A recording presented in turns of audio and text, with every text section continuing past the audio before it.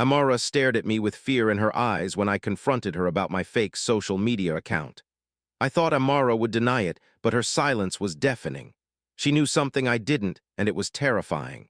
I kept waking up to notifications for posts I didn't make, photos of places I'd never been, comments on articles I'd never read. My coworker, Jake, warned me that someone was impersonating me online. He showed me screenshots of conversations where I had been arguing with strangers, making plans to meet up. I tried to brush it off, but the posts started getting more sinister. One day, there was a post about how much I hated my job, how I was planning to quit and start over. The next, it was a cryptic message about secrets and lies. I reported the account, changed my passwords, but the impersonator was always one step ahead. I started noticing strange patterns. Posts always seemed to come in threes, and they always hinted at something deeper. I couldn't shake the feeling that someone was trying to tell me something, or worse, set me up. I asked Amara about it last night, and she looked like she had seen a ghost. Her eyes widened, and she dropped the glass she was holding.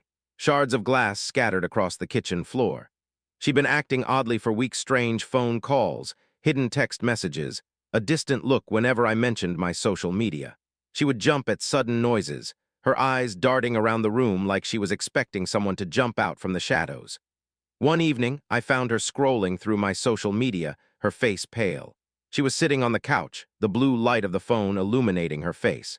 When she saw me, she quickly put the phone down, but I could see the fear in her eyes. I confronted her about the mysterious posts, and that's when she stood silent, staring at me with eyes full of fear. I demanded to know what was going on, but she just shook her head and turned away. She grabbed a small notebook from her nightstand and handed it to me, her hands shaking. She mumbled to herself, her voice barely a whisper. I couldn't make out the words, but I could see the panic in her eyes. She stopped suddenly and turned to me, her eyes filled with a mix of fear and desperation. She reached out, her hand trembling as she grasped mine. "I can't," she whispered, her voice trembling. "I can't tell you, not yet." I opened it to find pages filled with dates, times, and cryptic notes. The room was quiet except for the soft sound of the notebook pages turning. My heart raced as I flipped through the pages, trying to make sense of it all. Amara watched me, her eyes filled with a mix of fear and desperation. She bit her lip, her fingers tapping nervously on the bedside table. Just as I was about to ask her what it all meant, she whispered, "You need to see something, but I can't show you until you follow so you don't miss part 2.